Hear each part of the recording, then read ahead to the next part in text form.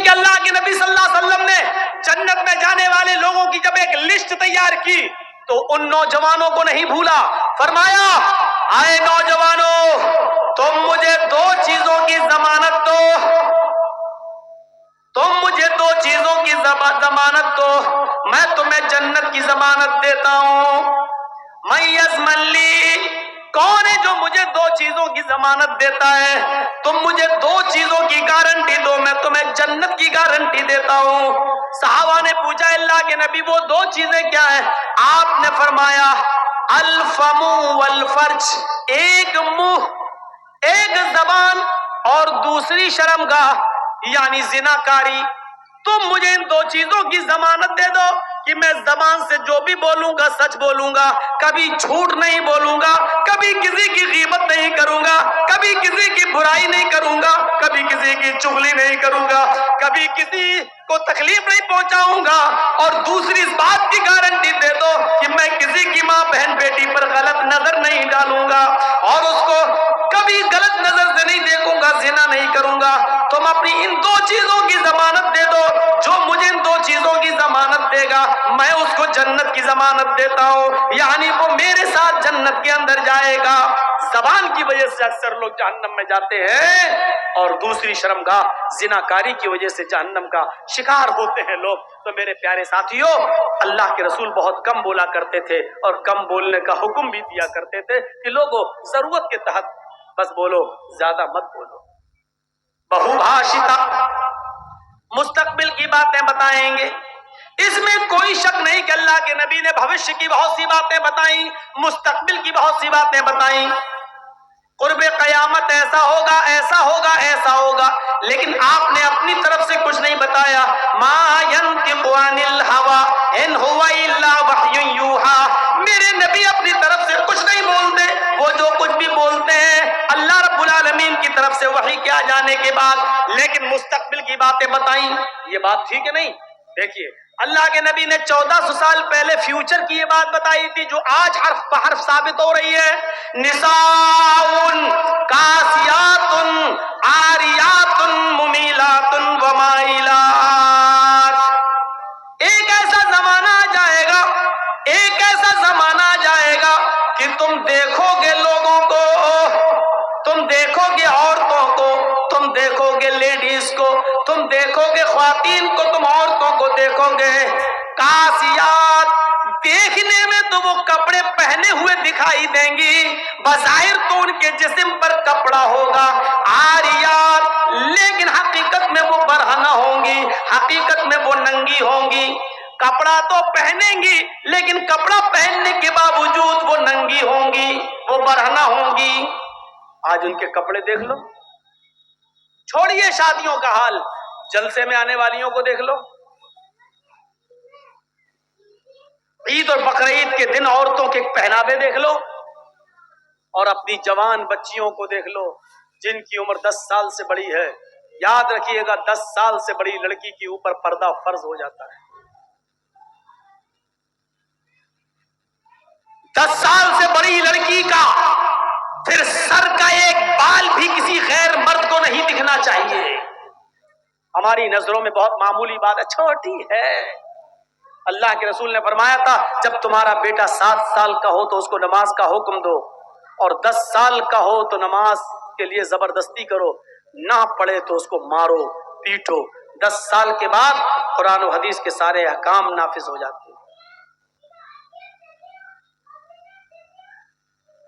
آج کل 10-11 سال کی لڑکیاں بالغ ہو رہی ہیں, ٹی ویوں پر سیریل ایسے آ رہے ہیں, موبائلوں میں ایسی ایسی واہیات چیزیں یوٹیوب وغیرہ پر, فیس بک پر آ رہی ہیں کہ ان کو دیکھ کر ہماری لڑکیاں جو کبھی 16-17 سال میں بالغ ہوتی تھیں آج 11-12 سال کی عمر میں بالغ ہونے لگی. اور یعنیت پھیل چکی ہے, شرم و حیا طاق پر رکھی جا چکی ہے. ورنہ تصور کیجئے ایک کپڑا جو جسم سے چپکا ہو, آپ کے پیروں سے چپکا ہوا ہو, اور وہ کپڑا آپ کے گھٹنے اور ران سے ہوتے ہوئے آپ کی کمر تک آئے, جس کو آپ لیگی کہیں, اور اس کے اوپر ایک کرتی پہن لی جائے اور اس طریقے سے مارکیٹ میں بازار میں شاپنگ کی جائے، ایسی عورت کو آپ کی نظر میں فیشن پرست کہا جا سکتا ہے، لیکن محمد الرسول اللہ کی نظر میں یہ لڑکی، یہ عورت ننگی ہے، ننگی ہے، ننگی ہے۔ یہ کپڑے، اے بھیا جس کو جانا ہو جلدی جاؤ یہاں سے، اور جس کو اٹھنا ہو ابھی اٹھ جاؤ۔ ڈرامہ کر کے رکھ لیا ہے، اور بھی ابھی جس کو جانا ہو چلے جاؤ، بعد میں نہیں اٹھنے دوں گا، چاہے پیشاب یہی نکل جائے۔ جائیے ابھی نکل جائیے جس کو جانا ہو۔ عاریات ہماری نظروں میں فیشن پرست ہیں، لیکن اللہ کے رسول نے ایسی عورتوں کو کیا کہا؟ ننگی۔ میں نے نہیں کہا، پوچھو ان علماء سے عاریات کا مطلب کیا ہوتا ہے۔ کاسیات کپڑے پہنیں گی، عاریات لیکن ننگی ہوں گی۔ ایسی عورتوں کے بارے میں کہا ہے ننگی ہوں گی۔ یہ ہاف آستینوں کے کپڑے یہاں چل رہی ہے، یہ کھلا ہوا ہے۔ ساڑیاں چل رہی تو ایسی کہ یہاں تک کا بلاؤز پہنے ہوئے ہیں، یہ کھلا ہے، پیٹ کھلا ہوا ہے۔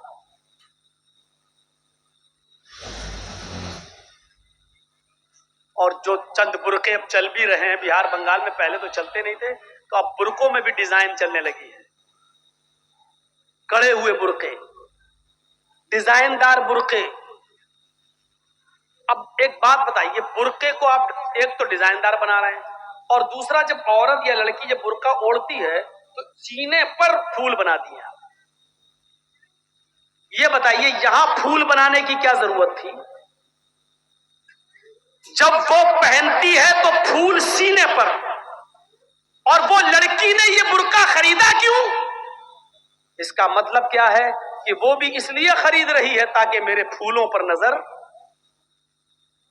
یہ سننا پڑے گا، تمہیں نہیں تمہارے باپ کو بھی سننا پڑے گا۔ جب تک میں اس کرسی پر ہوں، یہ اتھارٹی، یہ پاور مجھے اسلام نے دیا ہے، سننا پڑے گا۔ کیوں خریدا ہے اس نے یہ برقع؟ یو پی سائڈ میں آ جاؤ، لکھنؤ کے برقعے دیکھ لو، بمبئی کے دیکھ لو، حیدرآبادی برقعے دیکھ لو، قسم خدا کی اب برقعے نہیں رہ گئے ہیں۔ اب 60 سال کی بڈھی بھی اوڑھ لے تو ایسا لگتا ہے جیسے وہ 18 سال کی لڑکی جا رہی ہے۔ یہ برقعے ایک بار سچا واقعہ ہے، 60 65 70 سال کی بڑھیا ایسا ہی برقع اوڑھ کے چہرہ چھپا کے جا رہی تھی دھیرے دھیرے، بڈھی تھی وہ، دھیرے دھیرے چل رہی تھی، تو ایک لڑکا اس کا پیچھا کرنے لگا، 20 22 سال کا لڑکا اس بڈھی کا پیچھا کرنے لگا، کیونکہ جو سوچنے لگا برقع اتنا خوبصورت ہے تو برقعے کے اندر کتنا خوبصورت مال ہوگا، برقعے والی کیسی ہوگی، اس کا پیچھا کرنے لگا۔ بڑھیا دھیرے دھیرے چل رہی، لڑکا سمجھ رہا مجھے لفٹ دے رہی، میری وجہ سے دھیرے دھیرے چل رہی، جبکہ وہ اپنی کمزوری کی وجہ سے دھیرے دھیرے چل رہی۔ بڑھیا سمجھ گئی کہ لڑکا میرا پیچھا کر رہا ہے، تو تھوڑی دور چلنے کے بعد اس نے اپنا نقاب کھولا اور اپنی تتلاتی زبان میں بولی، بیٹا۔ لڑکے کا تو موڈ خراب ہو گیا، کم بخت میرا تو معاملہ ہی گڑبڑ ہو گیا۔ بیٹا تو میرا پیچھا کیوں کر رہا ہے؟ میں تو تیری اماں کی عمر کی ہوں۔ لڑکے کو بھی غصہ آ گیا، کہ میں اپنے لیے نہیں اپنے ابا کے لیے ڈھونڈ رہا ہوں۔ اب 60 65 70 سال کی بوڑھیوں کو ایسے خوبصورت برقعے پہننے کی کیا ضرورت؟ برقعوں کا مقصد جو کبھی تھا پردہ، لیکن آج ان کا مقصد بھی وہ نہیں رہ گیا۔ اللہ کے نبی کے زمانے میں ایک صحابی اللہ کے نبی کے پاس آتی ہیں، مسند احمد کی صحیح روایت، جن کی چادر کپڑے سے نیچے، ٹخنے سے نیچے، چپل سے نیچے زمین کی مٹی اڑاتی ہوئی آتی اور کہتی، اللہ کے رسول میں اس چادر کو اوڑھ کر نماز پڑھنے جاتی ہوں۔ آپ نے کہا چادر اتنی نیچی ہونی چاہیے؟ اس نے کہا اللہ کے نبی کبھی کبھی زمین پر پیشاب و پائخانہ پڑا ہوتا ہے، گندگی پڑی ہوتی ہے، تو کیا میں تھوڑی سی اوپر کر کے پائخانہ گندگی کو کراس کر کے آگے نکل جاؤں؟ آپ نے کہا نہیں، دائیں سے نکل جا، بائیں سے نکل جا۔ کہنے لگی دائیں بھی مرد بیٹھے ہوتے ہیں, بائیں بھی مرد بیٹھے ہوتے ہیں, مجھے اسی گندگی کے اوپر سے نکلنا ہے. اے اللہ کے رسول اجازت دے دیجئے, میں تھوڑا سا اوپر کر لوں اور نکل جاؤں, اس کے بعد نیچے کر لوں گا. جب گندگی کو کراس کر لوں گی تو چادر میں نیچے کر لوں گی. اللہ کے نبی کہتے ہیں اگر مرد دائیں بیٹھے ہیں بائیں بیٹھے ہیں تو تو اسی گندگی کے اوپر سے نکل جا. کہنے لگی اللہ کے رسول وہ گندگی میری چادر میں لگ جائے گی, آپ مجھے اوپر اٹھانے کی اجازت نہیں دے رہے ہیں, ٹخنے سے اوپر, چپل سے اوپر چادر اٹھانے کی اجازت کیوں نہیں دے دیتے؟ آپ نے کہا نہیں, چادر اٹھانے کی اجازت, چپل سے بھی اوپر چادر اٹھانے کی اجازت نہیں دوں گا. کہا اللہ کے رسول پھر اس چادر میں پیشاب و پائخانہ لگ جائے گا. آپ نے کہا لگ جانے دے. کہنے لگی اے اللہ کے رسول اسی چادر کو تو اوڑھ کر میں نماز پڑھتی ہوں مسجد میں, جب اوپر عورتوں کا الگ انتظام ہوتا ہے یا پردے میں عورتوں کا انتظام ہوتا ہے تو میں اسی چادر کو اوڑھے اوڑھے نماز پڑھتی ہوں. آپ نے کہا اسی چادر کو اوڑھ کر نماز پڑھ لے.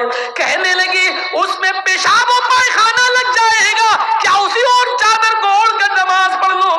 آپ نے فرمایا ہاں. اے عورت جب پیشاب و پائخانہ تیری چادر میں لگے گا, جب تو آگے بڑھے گی تو تیری چادر زمین پر پڑی ہوئی مٹی سے رگڑ کھائے گی, کیونکہ تیری چادر نیچے ہے.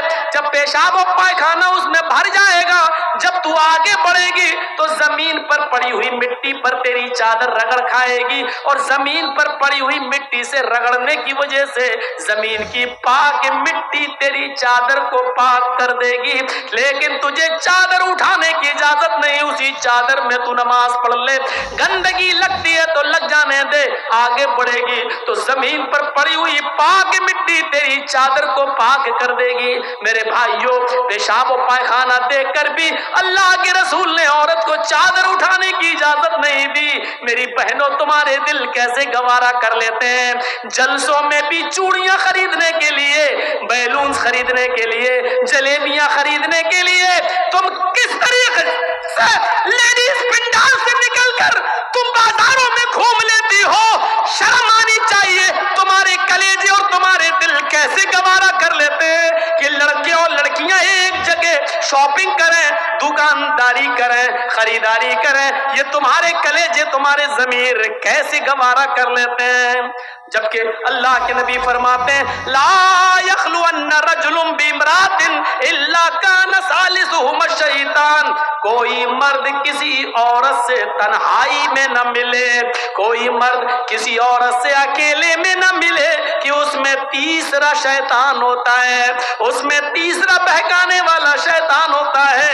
میرے بھائیوں اسلام کا قانون یہی ہے, اسلام کا نظام یہی ہے. ایک عورت, اس کا شوہر مر چکا ہے, عورت کے پاس بہت زیادہ پیسہ ہے, وہ حج کرنا جانا چاہتی ہے, شوہر انتقال کر گیا, اب عورت اکیلے حج کرنے نہیں جا سکتی ہے, جبکہ مستطیع ہے, صاحب استطاعت ہے, حج کرنے جانا چاہتی ہے, اچھا کام کرنے جانا چاہتی ہے. اسلام کہتا ہے کہ تیرا شوہر نہیں ہے تو بھائی کے ساتھ جا, بھائی نہیں ہے تو باپ کے ساتھ جا, باپ نہیں ہے تو بیٹے کے ساتھ جا, لیکن کسی محرم کا ہونا ضروری ہے, اس کے ساتھ جا. چیخ کر عورت کہتی ہے کوئی نہیں ہے, میرے پاس دولت ہے. اللہ کے نبی کہتے ہیں پھر دولت سنبھال کر اپنے پاس رکھ. اگر تیرا بھائی نہیں ہے, بیٹا نہیں ہے, شوہر نہیں ہے, باپ نہیں ہے, کوئی محرم نہیں ہے تو تو اکیلے حج کرنے نہیں جا سکتی ہے.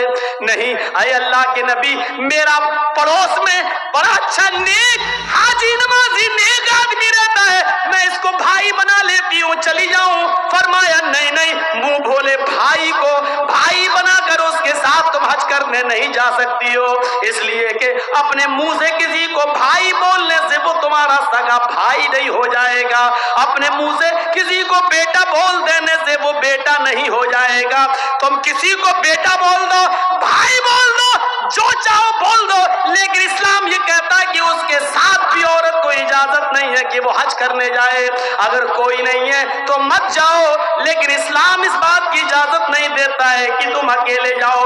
یا کسی کو بہن، کسی کو بھائی یا بیٹا بنا کر جاؤ، اس بات کی اجازت نہیں دیتا۔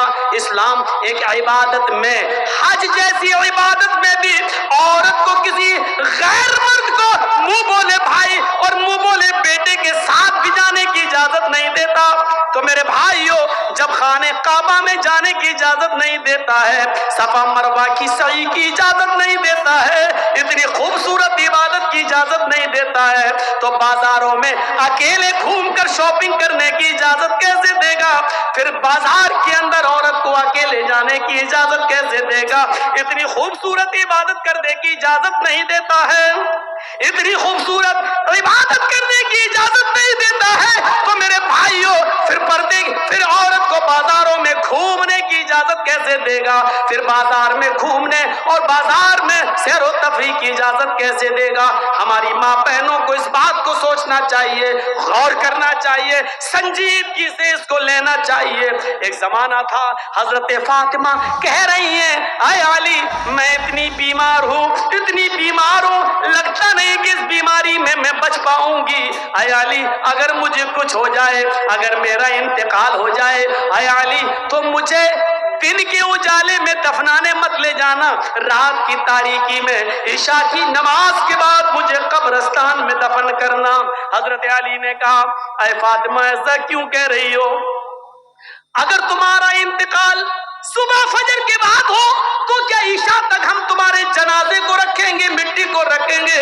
تمہارے باپ کا، تمہارے ابو کا فرمان ہے کہ میت کو جلدی قبرستان لے جاؤ، پھر میں لیٹ کیسے کروں؟ فرماتی ہیں، اے علی، اے میرے پیارے شوہر، مجھے رات میں ہی لے جانا، میری بات کو گرا باندھو، میری بات کو مضبوطی سے پکڑ لو، میری وصیت کو یاد رکھنا، چاہے میرا انتقال کبھی بھی ہو لیکن مجھے عشاء کے بعد دفنانا، مجھے دن کے اجالے میں قبرستان نہ لے جانا۔